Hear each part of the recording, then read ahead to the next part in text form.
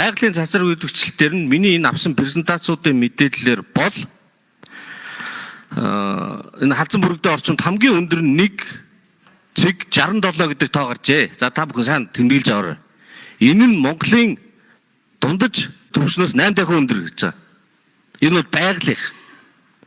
За тэгсэн чинь Доронтой Марта ураны ортой. Тэнд бол 4.8 байна. Зөв Жоо 6.3 байна. Дархан од шүү. Хамгийн өндөр үзэгүүдийн нэгж байгаа хамгийн өндөр үзүүлэлттэй. Дархан 3.1%. Тэгэхээр халзан бүрэгдээ орчинд гарч ирсэн хамгийн өндөр тооч нь Дарханаас 2 дахин бага. Зөв Жоогоос 4 дахин бага. Мартагаас 3 дахин бага. Ийм биш шүү. Хоёрдугаарт нь олборлож явах нэ. Тэр хөтөр доор байгаа. За тэр хөтөр дотор агуулгаж байгаа ураны хэмжээ 0,01% юм байна. Энэ танилцуулгаас харахад. Марта хэд вэ гэхээр 0,1. Өөрөөр хэлбэл 10 дахин өндөр. Зөв Жоо Ороногийн тэр болохоор 0,02% юм байна. Мартагаас тэр бол бага. Тэгтээ халзан бүрэгдээг агуулгын журнаас 2 дахин их. За тэгээд Мартагийн хамгийн бага агуулгатай эдийн засгийн ач холбогдолтой гэж үздэг нөөц бодлоготой тооцсон захын агуулга нь 0,01 буюу халзан бүрэгдээтэй адилхан юм байна. Өөрөөр хэлбэл халзан бүрэгдээ үндсэн баялаг бол ховор элемент мөн.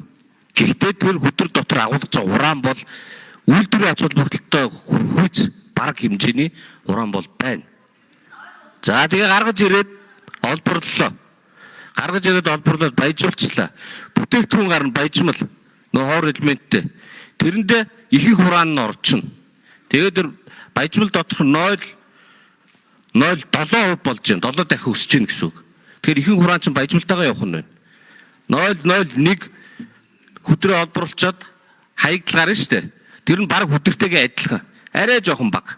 Баяжмлын хэмжээ нь бага учраас урааных нь агуулга нь бол хөдөртэйгээ тун ойролцоо хэмжээний хаягдл үүснэ. Тэгэхээр газрын дор байгаа цацраг идэвхтэй бодисыг гаргаж ирээд тавьчихаар нэг цацраг үйлчлэлтийн болно доо. Тэндээс хүмүүс хайгаад байгаа баг. Тэгэхээр тэр нь 0,01-ээс арай бага буюу 0,09 энтер гэсэн тоо байгаа. За энэ хүний эрүүл мэндэд хэр ортой юм? Энэ малд хэр ортой юм? Энийг яаж саармагжуулдаг? Яаж энэ төсөл дээр саармагжуулах гэж байгаа? Ер нь зөвшөөрж болох юм уу юу? Ийм тоонуудыг мэдмээр байгаа. Тэгэхээр энэ 100 хэдэн тоог хэрвээ одоо өгж болохгүй бол энэ сонсголтын дээр ажлын хэсэг гарч байгаа хүмүүс бүр баагүй ингээд болох хэрэгтэй. Ижил төстөө нөгөө хотгорын ордын баяжмлын үзүүлэлтэн дээр саяны тэр юунд нь баяжмал 0,07-той хаягдл 0,01 байна гэж ярьж байгаа шүү. Тэгэхээр энэ дээр тийм туршилт хийгээгүй гэж байгаа. Гэхдээ энэ чинь жишээд хүмүүс яв цав мэдэх албагүй юу болох гээд байгааг л мэдэх хэрэгтэй байгаа. За асуулт нь халзан бүрэгдээ авийн тэр байгалийн цацраггийн цэгүүд байна. Тэгэл дархан мархан гэж баах юм ярил. Тэгэхээр энэ хэд байвал хүн амьдрахад саадгүй гэж үздэг юм бэ? Тийм тоо байна уу? Хідэн микро зверт цаг. Хоёрдугаарт нь гаргаад ирлээ. Баяжуулчлаа. Баяжуулсан хаягдсан чулуугаа овооллоо. Тэрэн дотор нь хэд байх юм? Ямар хэмжээний цацраг одоо техник үзүүлэлтэнд байх юм? Хэд байвал зөвшөөрч болох юм? Яаж сармагжуулдیں۔ Тэрийг? Ийм асуултууд байна. Эрдэнэ улсын Цэрэн чимэг ажилтнуур Эрдэнэ соёлын яамны салбарын хяналтын газрын цөмийн болон цацрагийн хяналтын ахлах мэргэжилтэн 8 дугаар микрофон. Аливаа цацрагийг ер нь байгалийн болон зохиомл гэж хоёр ангилж байгаа. Тэгэхээр зохиомл гэдэг нь одоо бидний мэдэх нөгөө эрдэнэтгэн тоног төхөөрөмжөөс ахуулаад хамгийн ойрын жишээ бол энэ доор байгаа та нарыг оруулах шалгасан эрдэнэтгэнүүд.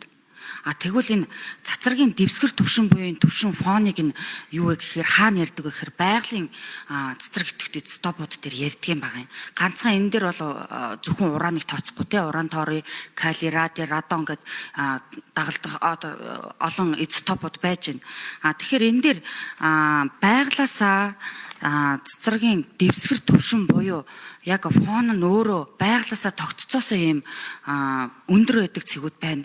Өмнө нь тэр слайд дээр харсан бол олон улсын жишээнүүдийг болон одоо иргэдийн хамгийн их төөрөгдөд байдаг ураны орхигдсон уурхай, мардан уурхай буюу өшөөмөн дорнговын зөөвч овоотой харьцуулсан үзүүлэлтүүд байж байгаа юм.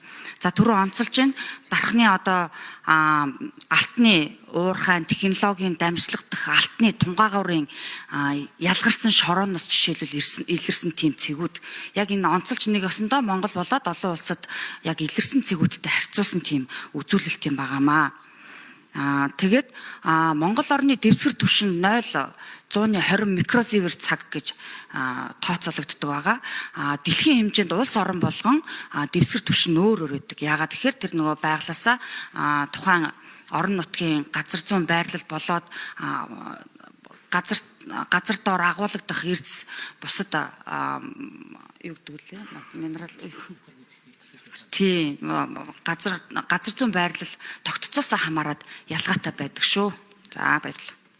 За 8 дугаар микрофон өргөжлөөд хариулъя. Залжрал гишүүний асуусан хаягдaltaй холбоотой асуултанд хариулъя. За ер нь бол яг энэ дээр онцлж хэлэхэд бол халзан бүртээ ордын хувьд баяжуулалтын болоод баяжмалыг гүн боловсруулах уран наривчлсан судалгаа хийгдэг байгаа. Тийм ч учраас би өглөөний үдээс өмнөх одоо илтгэл дээр энэ орд дээр наривчлсан судалгааг маш сайн хийх шаардлагатай гэдгийг бол дахин онцолж хэлж байна. За тэгээд одоо энэ баяжуулах эхлээд хүдрийг баяжуулах энэ процессын үед бол хаягдал гарна. За тэрийг бол тэр хаягдлыг хаягдлын санд агуулах байгаа. Тэгэхээр тэр хаягдлын санд агуулгадж байгаа тэр хүдэрт агуулгадах ураны одоо агуулга байгаль орчинд хэрхэн нөлөөлөх вэ? Хүний эрүүл мэндэд хэрхэн нөлөөлөх вэ гэхлээр ер нь бол одоо тухайн Монгол улсын хувьд бол одоо уул уурхайн одоо тэр хаягдлын санд тэр уран тойрыг стандартчлсан тийм тоо хэмжээ бол байдаг байгаа.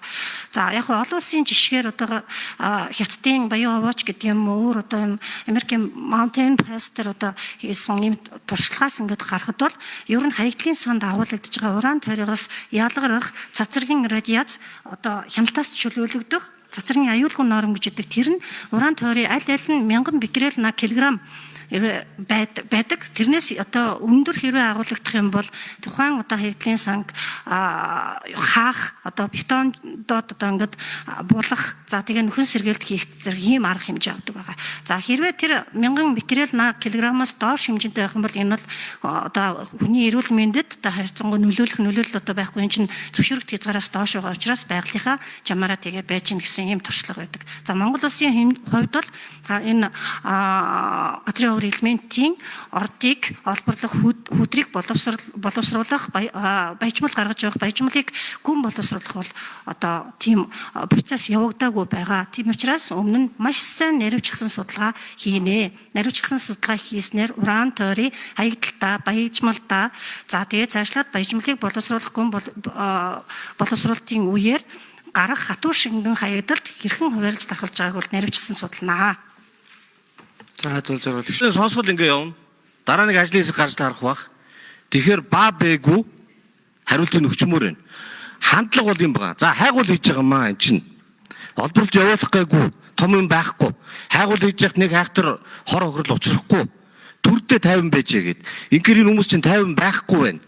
Тайвшруулах гэж оролдовч тайвшрахгүй байна. Санаа нь зовоод байна. Одоо энд эвлэрэх хэрэгтэй. Тийм болохоор хайгуул дуусна. Хайгуулыг ашиглах гэж явуулдаг. Ашиглалтын явцад хичнээн тоон хүдэр гаргаж ирээд баяжмлаад зарчлаа. Үлдэгдлийн овоодлоо. Тэр нь ямар хэмжээний цацраг идэвхтэй тэр нь орчиндөө яаж нөлөөлөх юм? Хэдэн километр радиус татах юм? Малд хортой мó? Хүнд хортой мó? Тэр дээр нь ойрхон хэдэн километрт ямар хугацаагаар амьдарч болох юм? Яг ийм тоонуудыг хэлээд тэр нь бүр үнцэлтэй ингээ баабайгүй явчмаар байгаа. Энэ тэзүү хийсний дараа нарийн тооцоо гарсны дараа гардаг нь үнэн. Гэхдээ ижил төстэй төслүүдийг Угаасаа ижил төстэй юмыг л бодож айс унд аргад хөдлөнг дээр бодож байгаа шүү дээ.